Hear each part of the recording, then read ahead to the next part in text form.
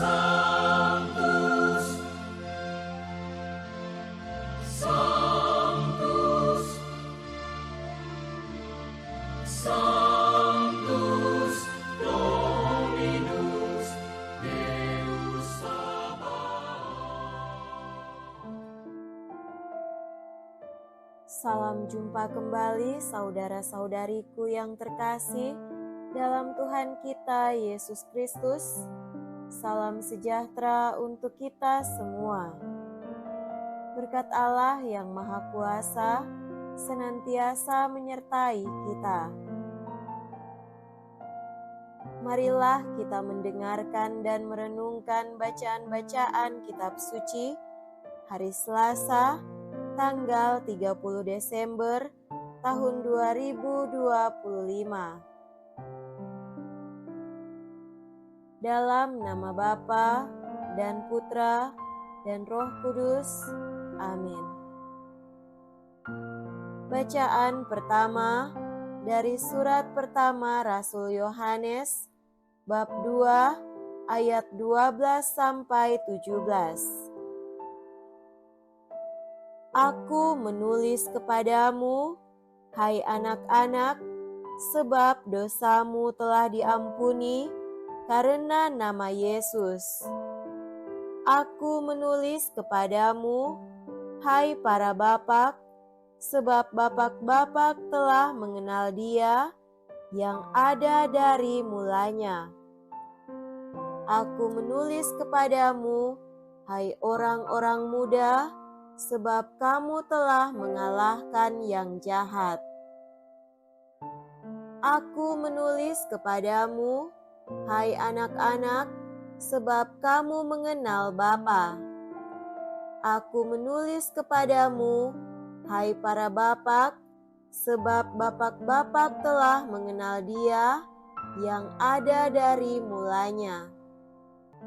Aku menulis kepadamu, hai orang muda, sebab kamu kuat dan firman Allah diam di dalam kamu, dan kamu telah mengalahkan yang jahat. Janganlah kamu mengasihi dunia dan apa yang ada di dalamnya.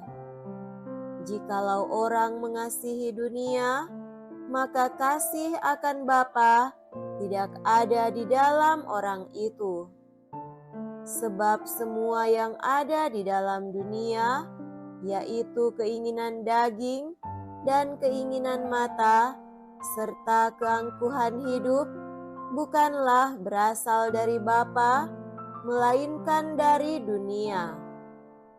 Dan dunia ini sedang melenyap bersama keinginannya, tetapi orang yang melakukan kehendak Allah tetap hidup selama-lamanya. Demikianlah sabda Tuhan. Syukur kepada Allah.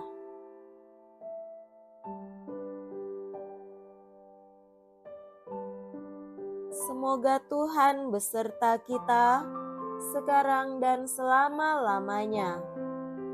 Inilah Injil suci menurut Santo Lukas. Dimuliakanlah Tuhan. Injil Lukas bab 2 ayat 36 sampai 40. Ketika kanak-kanak Yesus dipersembahkan di bait Allah, ada di Yerusalem seorang nabi perempuan, anak Fanuel dari suku Asyer, namanya Hana. Ia sudah sangat lanjut umurnya. Sesudah menikah, ia hidup 7 tahun bersama suaminya, dan sekarang ia sudah janda berumur 84 tahun. Ia tidak pernah meninggalkan bait Allah dan siang malam beribadah dengan berpuasa dan berdoa. Pada hari kanak-kanak Yesus dipersembahkan di bait Allah, Hana pun datang ke bait Allah dan mengucap syukur kepada Allah, serta berbicara tentang kanak Yesus kepada semua orang yang menantikan kelepasan untuk Yerusalem. Setelah menyelesaikan semua yang harus dilakukan menurut hukum Tuhan, kembalilah Maria dan Yusuf beserta kanak Yesus ke kota kediaman mereka, yaitu kota Nazaret di Galilea. Anak itu bertambah besar dan menjadi kuat, penuh hikmat, dan kasih karunia Allah ada padanya.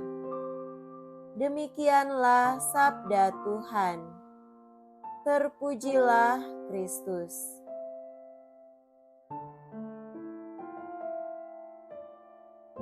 Saudara-saudariku yang terkasih dalam Tuhan kita Yesus Kristus, tema renungan kita pada hari ini adalah Hana yang setia. Injil hari ini berbicara mengenai tokoh yang sering terlupakan, yakni Hana, seorang nabi perempuan, janda lanjut usia, yang hidup hanya 7 tahun bersama suaminya dan kemudian mempersembahkan sisa hidupnya untuk Tuhan di bait Allah. Hana adalah simbol kesetiaan dalam kesunyian. Ia tidak memiliki gelar besar, tidak memimpin bangsa, namun hidupnya adalah persembahan total bagi Allah. Ia tidak memilih untuk menyesali hidup atau menenggelamkan diri dalam duka masa lalu, tetapi justru menemukan makna sejati dalam doa, puasa, dan ibadah yang tak putus-putus. Saat Yesus dibawa ke bait Allah, Hana mengenali siapa bayi itu. Tanpa perlu suara dari langit, tanpa mujizat besar, Hana tahu bahwa inilah Sang Mesias karena ia telah lama hidup dalam keheningan rohani yang peka terhadap suara Allah. Perjumpaan dengan Yesus membawa sukacita mendalam, tapi juga membuka kacamata iman Hana untuk makin taat dan setia kepada Tuhan.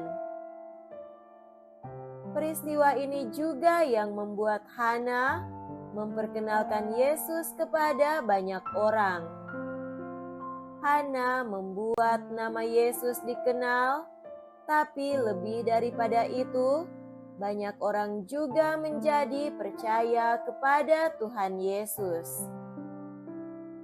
Atas apa yang ditunjukkan Hana, maka kita boleh belajar banyak hal darinya.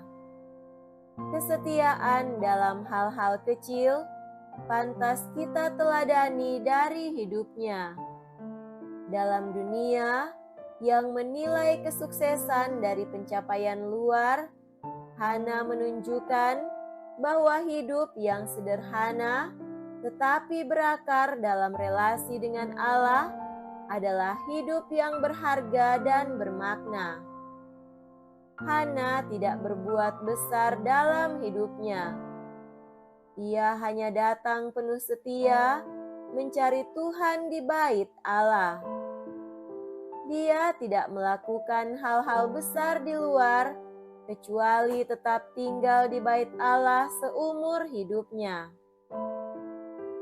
Saudara-saudari terkasih, selanjutnya kita bisa belajar dari Hana tentang kesabaran dalam penantian. Banyak dari kita mudah putus asa ketika doa-doa kita belum dijawab. Tapi Hana menanti puluhan tahun, namun ia tetap setia tanpa tahu kapan janji Allah akan digenapi. Dan ketika saat itu tiba, ia tidak menyimpannya untuk dirinya sendiri, tetapi bersaksi dengan sukacita. Ketika Yesus dibawa ke bait Allah, Hana langsung mengenalnya. Ini adalah buah dari kesabarannya. Ia pun mewartakan tentang Yesus kepada orang-orang yang datang ke bait Allah. Kita juga boleh belajar hal ini, yakni usia bukan halangan untuk berkarya. Pada usianya yang sudah lanjut, Hana tetap menjadi saksi iman. Gereja kita sangat membutuhkan orang-orang seperti Hana, yang rendah hati, penuh doa, dan menjadi pelita rohani dalam komunitas. Dalam dunia yang hiruk-pikuk, kisah Hana mengajak kita kembali pada keheningan, kesetiaan, dan pengharapan akan janji Tuhan. Mungkin kita tidak akan melihat mujizat besar setiap hari, tetapi Tuhan hadir dalam kesetiaan harian kita, dalam doa, dalam pelayanan, dan dalam hati yang terbuka padanya. Kita dapat membuatnya dengan senang hati dan penuh ucapan syukur. Semoga demikian. Amin. Dalam nama Bapa dan Putra dan Roh Kudus. Amin.